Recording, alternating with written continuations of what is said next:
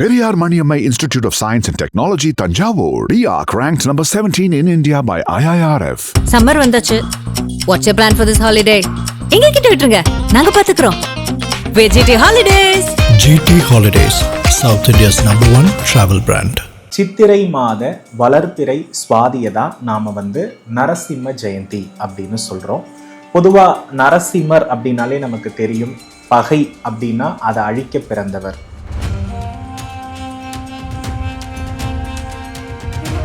இப்ப நரசிம்மர் ஆல்ரெடி உக்ரம், அவருக்கு மஞ்சள் அப்படின்னு வரும்பொழுது அது உக்ரத்தை குறைக்கிறது, சாந்தப்படுத்துறது. நம்ம ஊர்ல எல்லாம் கேள்விப்பட்டிருப்பீங்க, திருவிழாவினுடைய முடிவுகள்ல மஞ்சள் விளையாட்டுன்னு ஒண்ணு வரும். அது என்னன்னா அந்த தெய்வத்தினுடைய உக்ரத்தை குறைத்து சாந்தப்படுத்துது. இந்த சித்திரை மாதத்துல இயற்கையிலேயே சூரியனும் செவ்வாயும் ரொம்ப ஸ்ட்ராங்கா இருப்பாங்க. இந்த டைம்ல நம்ம கூல் பண்ற பரிகாரத்தை பண்ணிட்டோம்னா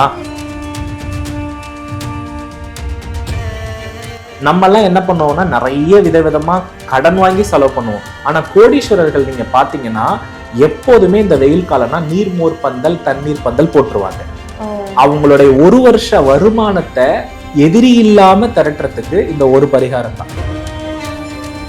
அரசியல்வாதிகள் செய்யற பரிகாரத்துல முதன்மையானது இதுதான். நீங்க நல்லா கவனிச்சு பாத்தீங்கன்னா தெரியும். அவர்கள் ஏன் ஆளுமையில இருக்காங்கன்னா,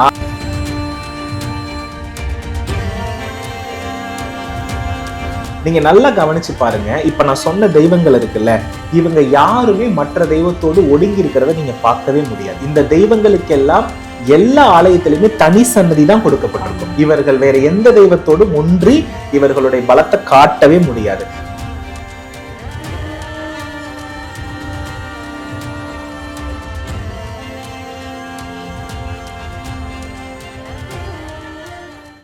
பிகைன் பக்தி நேயர்களுக்கு வணக்கம். நான் உங்கள் ஸ்னேகா. இன்னைக்கு நம்ம நிகழ்ச்சியோட சிறப்பு விருந்தினரா குருஜி சத்யசீலன் அவர்கள் நம்ம கூட இணைஞ்சிருக்காங்க.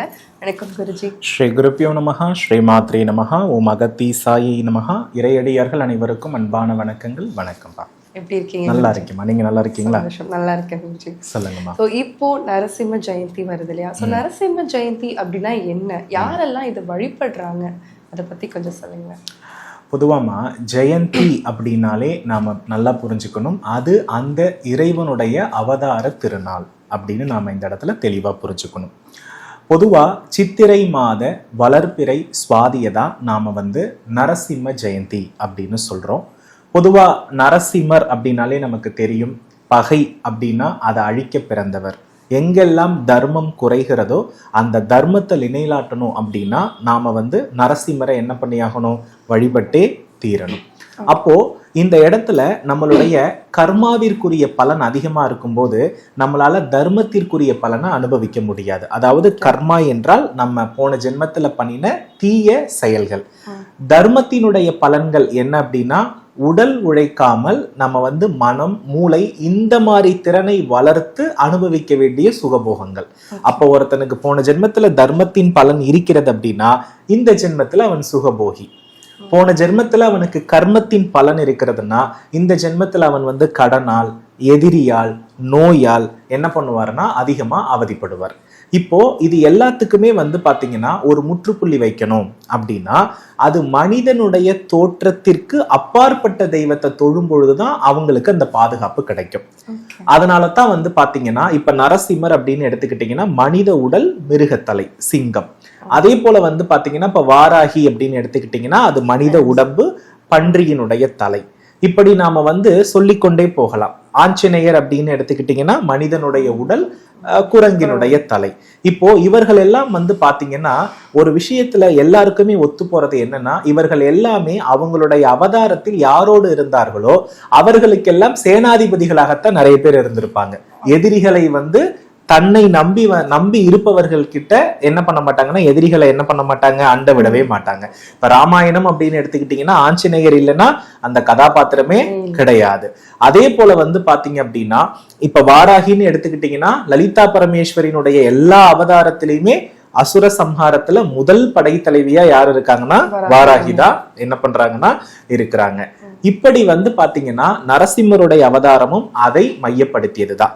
நம்ம பிரகலநாதன் அப்படின்ற ஒரு சிறு குழந்தைக்காக அவதாரம் புரிந்தவர் தான் பாத்தீங்கன்னா இந்த நரசிம்மர். இரண்ய வதம் அப்படின்றது நமக்கு நல்லாவே தெரியும். அந்த வதம் புரிந்த நாள் அப்படின்னே நம்ம என்ன பண்ணிக்கலாம்னா எடுத்துக்கலாம். ஏன்னா நரசிம்மர் வந்து அவதரித்தது தூண்ல. இப்ப தூண் அப்படின்னு நவகிரகத்துல நம்ம எடுத்துக்கிட்டோம்னா அதை செவ்வாயை குறிக்கும். இப்ப நரசிம்மரையும் செவ்வாய்க்குரிய அதிதேவதையாகத்தான் நம்ம என்ன பண்றோம்னா பார்க்கிறோம். அப்போ ஒரு மனிதனுக்கு தர்மத்தின் பலன் இல்லைன்னா அவர் ஜாதகத்துல செவ்வாய் ரொம்ப பாதிக்கப்பட்டிருக்காருன்றது மட்டும்தான் உண்மை. அப்ப செவ்வாயோட சனியோ, செவ்வாயோட கேதுவோ, செவ்வாயோட ராகுவோ இருக்கும் பொழுது இவர்கள் இந்த ஜென்மத்துல என்ன பண்ண முடியாதுன்னா ஒரு நிதானமான வாழ்க்கையை வாழ முடியாது. இவர்களுக்கு எப்போதுமே இந்த பண பிரச்சனை, நோய் பிரச்சனை, தொழில விருத்தி அடையாத பிரச்சனை, எதிரிகள் எப்போதுமே சூழ்ந்து எந்த ஒரு முயற்சி எடுத்தாலும் அதுக்கு தடை வரும். அப்போ இவர்கள் அனைவருமே, நான் சொன்ன இந்த கிரக சேர்க்கை இருக்கு இல்லையா, இவர்கள் அனைவருமே இந்த நரசிம்ம ஜெயந்தி என்று நரசிம்மருக்கு விரதம் இருந்து சரணாகதி அடையும் நாள். ஓகேவா? அப்ப என்னன்னா நம்ம நரசிம்ம ஜெயந்தி அப்படின்னு நம்ம கவனிச்சு பார்த்தோம்னா மே மாதம் 11ஆம் தேதி ஞாயிற்றுக்கிழமை வருதுப்பா. அந்த ஞாயிற்றுக்கிழமையில ராகு காலம் அப்படின்றது ரொம்ப உகந்தது. 4:30 to 6 இந்த டைம்ல வந்து நரசிம்மரை வழிபட மிக சிறப்பு. இந்த கர்ம பலனை நம்ம குறைக்கிறதுக்கு என்ன செய்யலாம் அப்படின்னா, முதல் விஷயம் நரசிம்மருக்கு வந்து மஞ்சள் தானம் கொடுக்கலாம் அபிஷேகத்துக்கு. இது கர்ம பலனை குறைக்கும். இந்த சின்ன சின்ன குழந்தைகள் இருக்காங்க இல்லையா, 8 வயசு குழந்தைகள், ருதுவாகாத குழந்தைகள் பாலாபிகை வடிவத்துல, இவர்களுக்கு வந்து பியோரான சிவப்பு பட்டு வஸ்திரத்தை தானம் கொடுக்கணும். பியோரான சிவப்பு பட்டு வஸ்திரம். அப்படி இல்லைன்னா அன்று ஆலயத்திற்கு வரக்கூடிய எந்த ஆலயத்திற்கு வரக்கூடிய சுமங்கலி பெண்களை நீங்க பார்த்தாலும் சிவப்பு நிற, ரத்த சிவப்பு நிற வளையல், ரத்த சிவப்பு நிற பட்டுப்புடவை, இல்லாதவர்கள் காட்டன் சாரி. பட்டுப்புடவை கொடுத்தா உடனடியான ரிசல்ட். இல்லாதவர்கள் அந்த அளவுக்கு தகுதி இல்லைன்றவங்க காட்டன் சாரி கொடுக்கலாம், அதுல எந்த தப்புமே கிடையாது.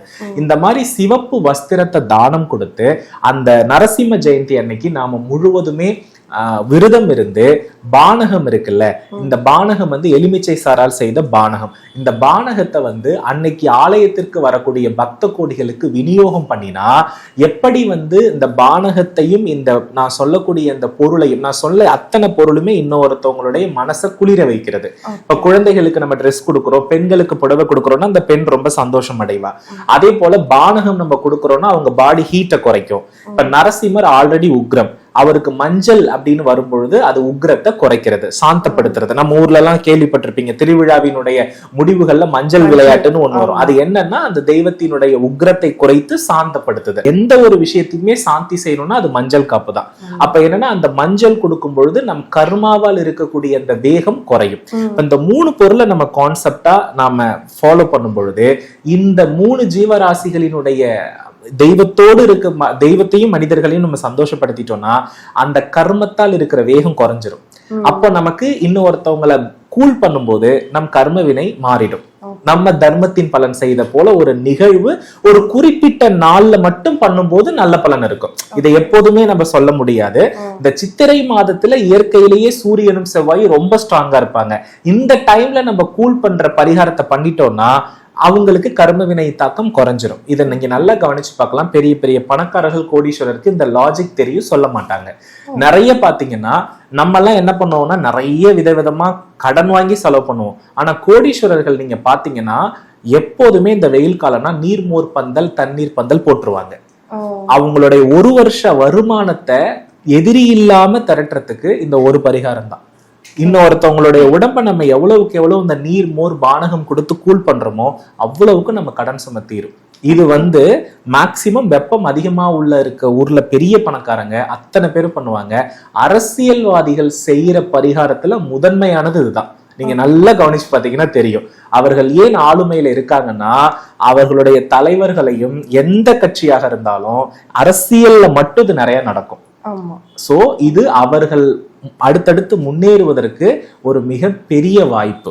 அப்போ இதுதான் இதுல இருக்கிற லாஜிக்கே. இதை சித்திரை மாதத்துல நரசிம்ம ஜெயந்தியோட நம்ம சேர்ந்து பண்றோம்னா நாமும் கர்ம வினையிலிருந்து நீங்கி, எதிரி பயத்திலிருந்து நீங்கி, கடன்ல இருந்து நீங்கி ஒரு நல்ல பலனை பெறலாம். அன்னைக்கு நரசிம்மருடைய மூல மந்திரத்தை காலையிலிருந்து மாலை வரை ஜெபித்து மாலையில் நான் சொன்ன பரிகாரத்தை பண்ணும்போது ஃபேண்டாஸ்டிக்கான ரிசல்ட் கிடைக்கும்.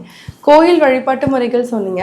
சில பேர் கோயிலுக்கு போக முடியாதவங்க வீட்டில் என்ன மாதிரி வழிபாட்டு முறை செய்யலாம் அண்ட் என்ன மாதிரி விரதங்களை கடைபிடிக்கலாம்? அதாவதுமா, இப்போ இந்த கர்ம கடன் அதிகமாக இருக்கும்போது சில விஷயங்களை நம்ம வீட்டில் ஃபாலோ பண்ணக்கூடாது.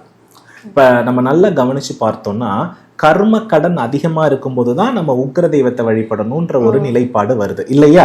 இப்ப நம்ம முன்னோர்கள் பாத்தீங்கன்னா இந்த உக்ர தெய்வத்தை வீட்டில் வைக்க வேண்டாம்னு சில நியதிகள் நமக்கு சொல்லியிருப்பாங்க.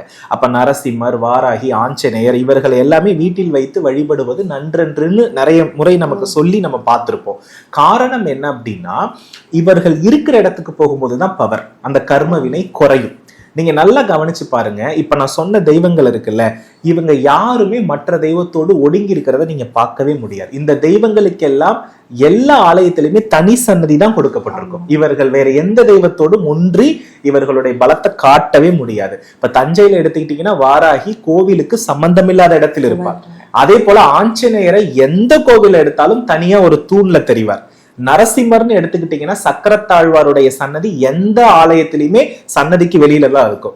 அப்ப ஆலயத்தினுடைய ஆகம விதியிலேயே அந்த காவல்னு வரும்பொழுது தனித்து வைத்து அது ஐசியூ மாதிரி, அங்க போனா உடனடியாவே நம்ம ரெக்கவர் ஆயிடுவோம். ஐசியூ வீட்டுல வச்சா நல்லா இருக்கும் நம்ம திங்க் பண்ணுவோமா? கிடையாது. அப்ப என்னன்னா, அவர்கள் இருக்கிற இடத்துக்கு நம்ம போகும்போதுதான் இந்த மாதிரியான உச்சபட்ச பிரச்சனைக்கு தீர்வே தவிர இதை வீட்டிலிருந்து செயல்படுத்துறது அந்த அளவுக்கு என்னதான் நம்ம மக்களுக்கு சாதகமா பேசினாலும் சில விஷயத்த நம்ம விதிகளை என்ன பண்ணக்கூடாதுன்னா மீற கூடாது. அதுல நான் எப்போதுமே பண்ண மாட்டேன். அதனால இதை நேரடியா தான் போய் பண்ணணுமே தவிர இந்த மாதிரி வழிபாடுகளை சோ வீட்டில் இருந்து இதை நம்ம தவிர்க்கிறது தான் நல்லது. அப்பதான் 100% ரிசல்ட் கிடைக்கும். சோ இதுல விரதங்கள் வழிபாட்டு முறை சொல்லுங்க. விரதம் எந்த மாதிரி விரதங்களை கடைபிடிக்கலாம், எப்படி விரதம் இருக்கணும் அப்படின்றது? அதாவதுமா, அன்னைக்கு பொதுவா சுவாதி நட்சத்திரம்ன்றதுனால சுவாதி நட்சத்திரத்துல சனி உச்சம். அப்ப என்ன நம்ம இங்க தெரிஞ்சுக்கணும்னா, அன்ற விரத காலகட்டத்துல எண்ணெய் பதார்த்தங்கள், நெய் பதார்த்தங்கள், அடுப்பில் வேக வைத்த எந்த பதார்த்தத்தையும் என்ன பண்ணக்கூடாதுன்னா எடுத்துக்கொள்ள கூடாது. இளநீர் எடுத்துக்கலாம், பழங்கள் எடுத்துக்கலாம். இதை மட்டுமே எடுத்துக்கொண்டு நரசிம்மருடைய மூல மந்திரம் முழுமையாக ஜபம் செய்து கொண்டே இருக்கலாம். அன்னைக்கு தன்னுடைய உடல்ல சிவப்பு நிற வஸ்திரத்தை அணிந்து கொள்ளலாம், மஞ்சள் நிற வஸ்திரத்தை அணிந்து கொள்ளலாம். எவ்வளவு வேணாலும் இந்த நீர், மோர், இளநீர் குடிச்சுக்கலாம். இதுல எந்த தவறுமே கிடையாது. இந்த திரவ உணவாகவே எடுத்துக்கிட்டு இந்த விரதத்தை கடைபிடிச்சு கரெக்டா 4:30 மணிக்கு நம்ம பினிஷ் பண்ணிட்டோம்னாலே 100% ரிசல்ட்டுமா. சோ இதுதான் நம்ம ஃபாலோ பண்ண வேண்டிய விஷயம். இந்த விரதத்தெல்லாம் வீட்டுல இருந்தே ஃபாலோ பண்ணலாம், ஆனா முடிக்கிறது கோவில்ல போய் தான் முடிக்கணும்.